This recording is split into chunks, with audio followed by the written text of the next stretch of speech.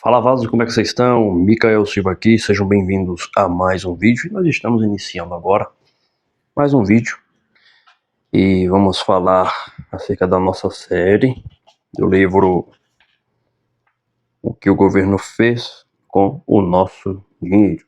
E no vídeo de hoje nós vamos comentar acerca do fenômeno curioso a qual esse livro aqui ele descreve desde quando o autor escreveu ele. E no ano de 2025 e agora no início de 2026, vários bancos eles estão sendo liquidados, ou seja, eles estão falindo.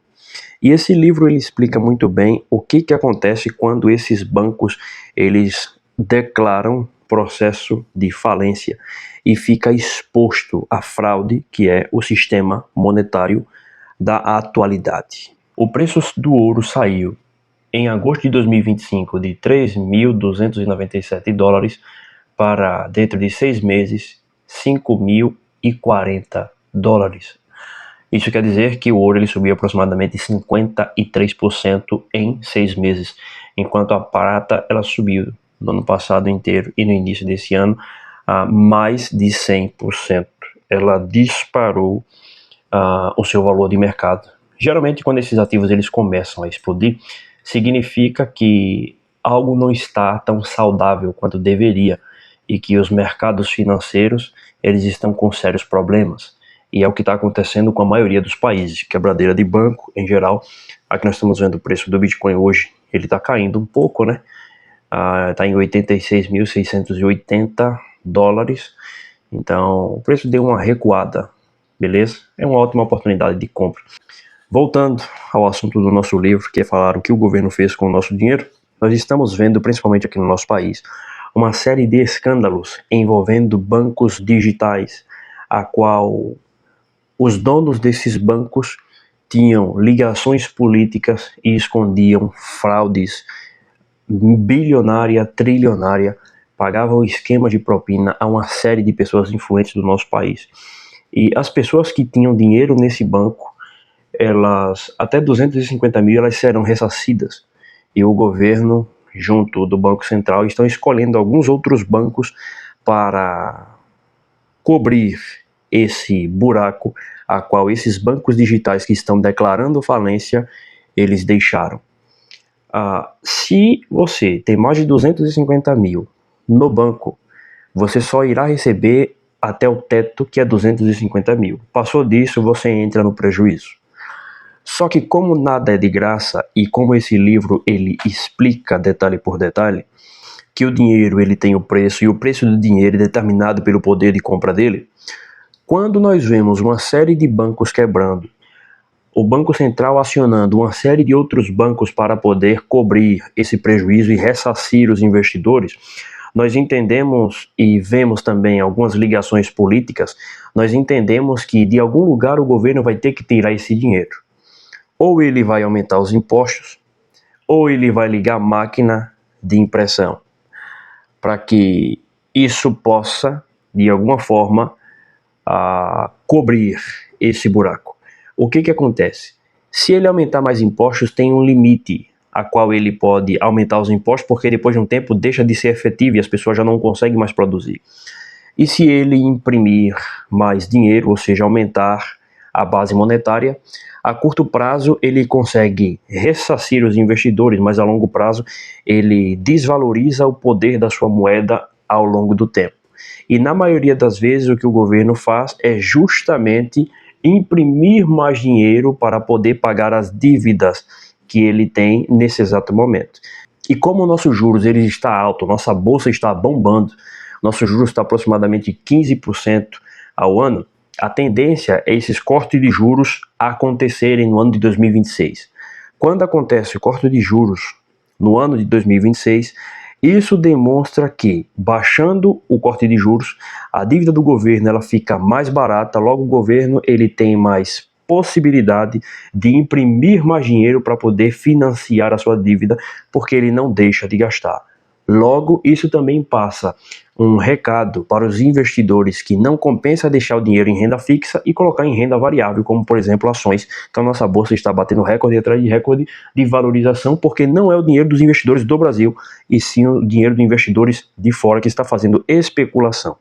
Dito tudo isso, como nós devemos se comportar mediante a esse cenário? E aqui o livro vai dizer que você mede a confiança de um banco. Aqui no Brasil tem o famoso índice de Basileia, né? As pessoas vão ver na reputação do banco. Só que no início em que os bancos foram criados, você media a confiança desse banco, primeiro, pela intensidade com que as pessoas utilizavam estes armazéns de dinheiro chamados banco. O que acontece? A conta, quem paga é sempre o consumidor. E quem é beneficiado é sempre aqueles que pegam o dinheiro primeiro, ou quem, no caso, o dono de um banco, consegue fazer um acordo e sair com uma bela grana e o passaporte de um país que seja um paraíso fiscal. Quando nós começamos a entender esse tipo de coisa, nós entendemos que os bancos eles têm licença legal para fraudar. Porque se o governo deixa os bancos quebrarem, isso pode gerar um problema, pode gerar uma corrida bancária. As pessoas elas começam a ficar com a pulga atrás da orelha e começam a não confiar mais nos bancos. Logo elas querem sacar o seu dinheiro. Quando elas procuram sacar o seu dinheiro, elas começam a estocar dinheiro em espécie.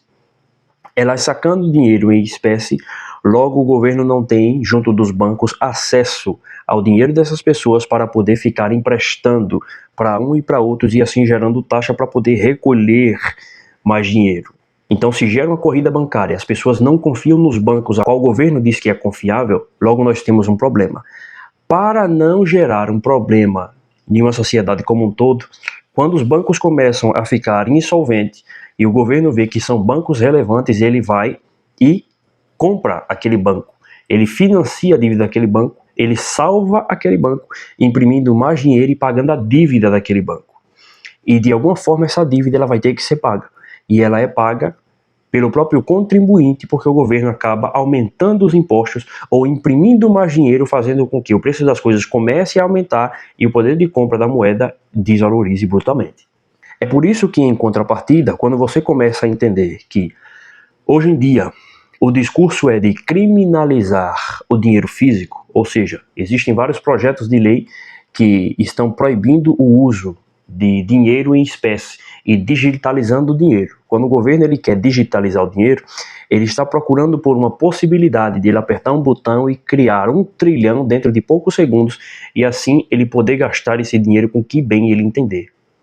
Logo, se ele não tem a possibilidade de eliminar o dinheiro físico, passa a ser um problema. Porque o dinheiro físico, assim como a existência de ouro e o lastro em ouro, é um problema para o governo porque coloca limite no quanto ele pode gastar. Colocando limite no quanto ele pode gastar, ele tem que ter uma certa cautela no que ele vai fazer com esse dinheiro.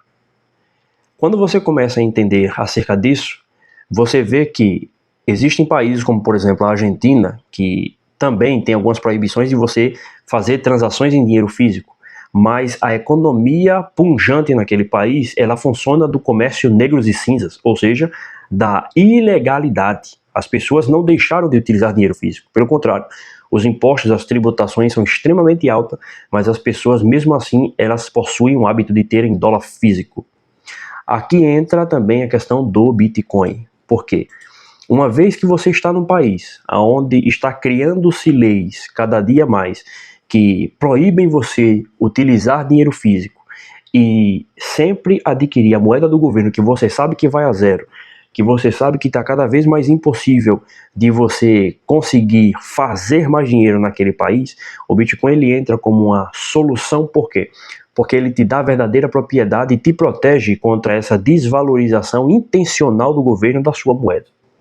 Ele faz com que você trabalhe, você poupe os esforços do teu trabalho investindo em algo que de fato ele ganha valorização ao longo do tempo e não pode ser manipulado pelo teu governo. Essa é a jogada do Bitcoin. Então, quanto mais você adquire satoshis, quanto mais Bitcoin você tem, mais você vê ao longo do tempo ele valorizando, a tua moeda desvalorizando, e você tem a confiança de que nenhum governo pode interferir diretamente naquela tecnologia. Se você quiser sair agora do teu país e ir para qualquer lugar do mundo, você pode levar os seus bitcoins e restaurar em qualquer lugar do planeta. Então isso te dá o quê? Te dá poder.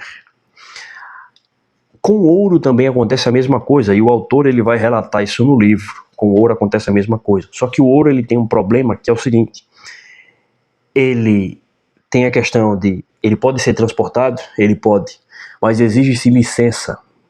Por exemplo, no nosso país nós não temos autorização de portar ouro, a não ser por alguns adornos, como joias, pedras, algumas coisas desse tipo assim, né?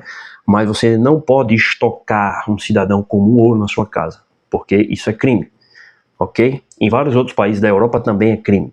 Então o ouro você tem que entender da densidade do ouro, você tem que entender de química, você tem que conhecer a qualidade do ouro. Você tem que ter material para medir, metrificar, pesar a massa daquele ouro. Então, você tem que ter uma expertise, tem que ter um conhecimento naquela área para poder você administrar esse ouro. E ainda assim, você ter fortes contatos, caso você precise sair com aquele ouro, com aquela quantidade de ouro do seu país. E provavelmente você vai perder muito dinheiro na hora de você fazer uma transação com aquele ouro, porque ele tem custo de você manter aquele ouro armazenado, você tem custo de transportar aquele ouro e você tem custo também de negociar aquele ouro. Com o Bitcoin é a espécie de uma digitalização do ouro, que você consegue ter o benefício de ser transportado, você consegue ter a característica de ser armazenado, você também se protege de governo, de crises, de roubo, de você sofrer, digamos assim, algum atentado e alguém te tomar por alguma força maior que você, entende? Então, basicamente você tem as características do ouro implantado em uma tecnologia. E algumas vantagens, como por exemplo, você poder transportá-lo sem que ninguém saiba que você está transportando. Por exemplo, se você anotar a sua senha de acesso aos bitcoins na sua cabeça. Beleza? Então, o que esse livro vai dizer é que justamente o ouro ele é dinheiro de verdade. E o sistema bancário ele é uma fraude. Ele fala, os medonhos efeitos econômicos deste dinheiro fictício produzido pelo sistema bancário de reservas fracionárias serão explorados no próximo capítulo. Por enquanto, podemos concluir que, moralmente, esse tipo de sistema bancário seria visto em um verdadeiro livre mercado como sendo apenas uma força implícita de roubo. É verdade que os depósitos bancários ou recibos de armazenagem emitidos pelo banco, a cédula, na verdade não especificam em sua face que aquele sistema de armazenamento garante manter uma reserva total de ouro à mão durante todo o momento. Mas o banco de fato promete restituir esses títulos à vista. Sendo assim, quando ele emite recibos falsos, ele já está cometendo fraude, uma vez que se torna imediatamente impossível para o banco cumprir sua promessa de restituir todos os recibos, ou seja, cédulas e depósito. O que ele está tentando dizer é, digamos que você tem uma barra de ouro, e você conhece mais 5 pessoas que têm barras de ouro, tem uma barra de ouro. E aí você e mais essas 5 pessoas vão até o banco, até o mesmo banco, o banco X, e colocam essas 6 barras de ouro naquele banco depositado. O que esse banco vai fazer? De imediato ele pega um recibo, entrega para você, e ele fala, olha, esse recibo aqui é uma garantia de que quando você vier buscar o teu ouro, eu vou te ressarcir esse teu ouro, ok? Ou seja, o banco ele é um armazém de ouro. É isso que o livro trata. Só que o que os bancos fizeram desde o início? Eles entenderam que se eles tiveram acesso a um estoque considerável de ouro, eles poderiam emitir recibos falsos, recibos fictícios, para poder vender, fazer transação entre outros bancos e gerar taxa. Então, ou seja, você e 5 amigos, 5 pessoas conhecidas colocaram 6 barras de ouro naquele banco. Ele emitiu 6 recibos, entregou para você e seus amigos, e ele emitiu, digamos, mais 6 recibos para fazer transação entre outros bancos. Logo, quando ele emite esses mais 6 recibos falsos fictícios, se você e seus amigos decidirem por algum motivo retirar esse dinheiro de dentro desse banco, esse banco não vai ter ouro suficiente para devolver para você o teu próprio ouro. Porque ele vendeu para você e vendeu para outros bancos aquele mesmo recibo que ele entregou para você. Ou seja, recibo semelhante. Então, quem chegar primeiro consegue pegar o ouro, apesar da burocracia, consegue pegar. Só que, digamos que isso aconteça em uma escala nacional, aonde várias pessoas pegam o seu ouro, pegam o seu dinheiro e começam a colocar nesses bancos. E esses bancos, ao invés de emitir mais um recibo fictício, ele, dessa uma barra de ouro, ele emite 10 recibos fake. E ele começa a vender para outros bancos, para outras pessoas. Se por algum acaso acontecer uma corrida bancária, ou seja, as pessoas desconfiarem e correr até esse banco para buscar esse dinheiro, automaticamente esse banco ele vai falir. Se ele falir, ele vai deixar um rombo na economia, um grande prejuízo, pessoas serão impactadas. Logo, quando o governo olha para esse banco e vê que ele é grande demais para falir, o governo vai ter que salvar. Ou seja, o governo vai imprimir mais dinheiro para cobrir e salvar esse banco e permitir com que ele venha sobreviver para ele não dar calote em você. Porque se ele der calote em você, o governo também, na maioria das vezes, comprou dívida desse banco ou esse banco compra dívida do governo. Então esse banco também é um financiador do governo. Então automaticamente você cria um prejuízo gigante no sistema econômico daquela nação. Então ele fala que os bancos eles são uma fraude porque eles emitem dinheiro falso, emitem recibo falso, vendem para um terceiro algo que não é deles, mas eles têm a licença legal para fazer isso. E mesmo assim eles podem dizer que estão falindo e mesmo assim dar calote nas suas dívidas. Então é uma série de problemas. Ele fala uma coisa que eu achei bem forte aqui. Ele diz que os bancos têm licença para roubar. Ele fala, todos esses limites estão baseados em uma obrigação fundamental. A obrigação dos bancos de restituir seus passivos, o ouro que lhes foi confiado, sempre que demandamos. Ou seja, o banco teria a obrigação de restituir o nosso dinheiro sempre que nós quiséssemos pegar esse dinheiro de volta. Ele fala, porém, como vimos, nenhum banco que opera com reserva fracionada, ou seja, fazendo esse esquema de o cliente depositar uma barra, ele emitir mais 9 fake, é capaz de restituir todo o seu passivo. E vimos também que essa é a aposta que todos os bancos fazem. Em qualquer sistema baseado na propriedade privada, é essencial que as obrigações contratuais sejam cumpridas. Sendo assim, a maneira mais franca de o governo estimular a inflação é concedendo aos bancos o privilégio especial de poderem se recusar a cumprir com as suas obrigações e, ao mesmo tempo, garantir que eles possam continuar normalmente suas operações. Ou seja, o governo ele dá licença para que os bancos continuem operando. Essa licença que ele dá, ou seja, essa confiança que ele dá aos bancos de poder dar calote nas pessoas e financiar a dívida do banco sempre que o banco esteja com problema, faz com que a nossa moeda desvalorize, o preço das coisas continue aumentando e ele imprima cada vez mais dinheiro, ou seja, ele gera a inflação. Ao passo que todos os demais agentes econômicos têm de pagar suas dívidas, caso contrário, irão à falência. Aos bancos, não apenas é permitido recusar a restituição dos recibos que eles próprios emitiram, como eles ainda podem continuar obrigando seus devedores a pagar seus empréstimos na data aprazada. Ou seja, é o mesmo escândalo que aconteceu agora. As pessoas que deviam a esses bancos, principalmente a Banco Master, Banco Will Bank, a maioria desses bancos, quem tem dívida nesses bancos, eles vão ter que continuar pagando essas dívidas. Ok? Porque essa dívida ela faz parte do sistema econômico como um todo.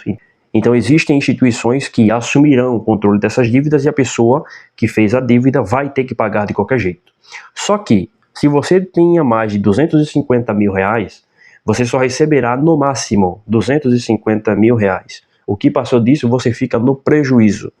Porque o banco ele não tem nenhuma obrigação de te pagar todo o teu valor cheio se passar de determinada quantia.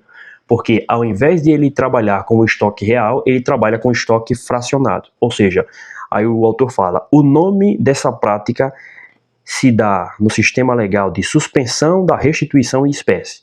Aí ele fala, um nome mais acurado seria licença para roubar. Pois, de que mais podemos chamar uma permissão governamental para continuar operando sem cumprir os contratos? Ou seja, literalmente, o governo concede aos bancos uma licença para roubar. Porque caso o banco ele venha quebrar e ele não poder pagar as suas dívidas, ele vai sair ileso disso. Entendeu?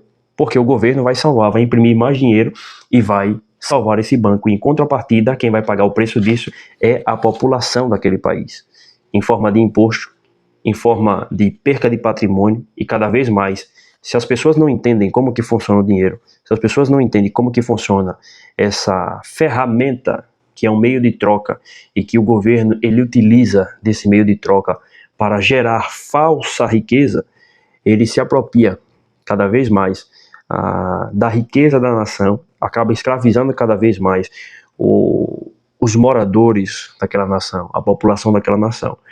E a única forma de você se libertar disso é através do conhecimento, sabendo como o governo opera, como o governo trabalha, ok? Comenta aqui embaixo o que você achou desse vídeo, se inscreva no nosso canal, deixa o seu like, vai ser uma honra receber cada um de vocês. Muito obrigado, até o próximo vídeo e tamo junto, vasos.